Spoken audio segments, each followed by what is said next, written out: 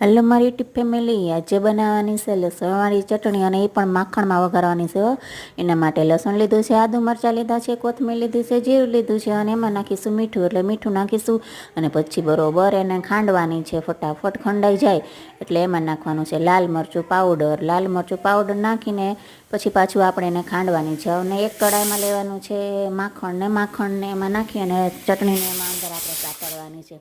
આ ચટણી રોટલા, ભાખરી, થેપલા, પૂરી જેની હારે ખાવીને હારે બહુ ટેસ્ટ લાગે છે. અને હવે અમે તો ખાવાની છે આ ચટણીને બ્રેડ સાથે. અમારા નવઘણભાઈ બ્રેડ લઈ આવ્યા છે અને એની બ્રેડ ઉપર લગાવવાની છે. અને જો ચટણી રેડી થઈ ગઈ છે અને ચટણીને બ્રેડ ઉપર પણ લગાવી દીધી છે. અને હવે એમાં નાખવાનું છે ચીઝ, એટલે એક જોતાં તો આ ગાર્લિક બ્રેડ પણ બની જ જશે. અને આ ચટણી તમારે 15થી 20 દિવસ સુધી આ ચટણી બહાર રાખશો તો પણ કાંઈ થશે નહીં, પણ રહેશે તો નહીં જ, બહાર આ ખવાઈ જ જવાની છે. અને નવઘણભાઈ જો અમારે ટેસ્ટ કરે છે.